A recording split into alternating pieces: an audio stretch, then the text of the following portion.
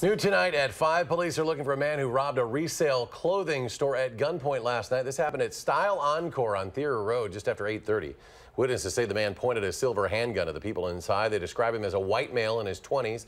He was wearing a blue hooded sweatshirt with the hood up over a baseball cap, also had a bandana over his face, and was wearing jeans. A Columbus man has more cash in his pocket this month thanks to a call for action success story. And that's not all he's got after a brush with TV provider Dish. Our Leah Lynchite is here in the studio to explain. Leah? Yeah, what's the first thing you think of when you hear TV provider? Probably not a lot of good things, right?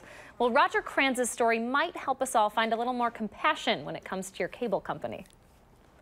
This is a 1954 John Deere Model 60. Roger Kranz. We've redone it and repainted it. Is best described as outdoorsy. Oh, yes. Who wouldn't be, with farming in your blood and your abode on top of 40 acres of prime Wisconsin wilderness? So, as you might imagine, I'm not really a TV person. But to catch a little local news and weather, Roger recently purchased a package with Dish. $50 a month he agreed to. So when his credit card statement showed $94.57 instead, I thought, holy cow, that's an extra $50. I mean, they doubled it. He called to straighten it out. I mean, it was like talking to a stone wall.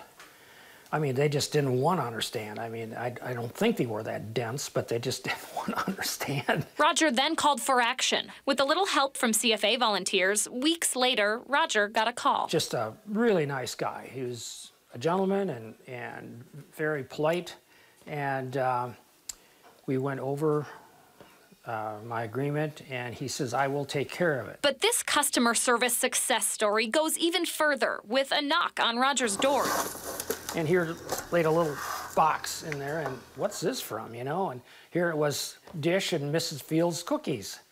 And I opened it up, and I couldn't believe it. And then he had this little note in there. His money back, bill lowered, and a sweet treat to top it all off. Has Roger feeling there's still a little humanity out there? Yes. Somewhere. Definitely. No question about it. Now, we asked to talk to that Dish representative who sent those cookies, Brian, but didn't hear back from the company. Pretty interesting. You don't see that much anymore. No, you don't. Good to hear. Leah, thank you.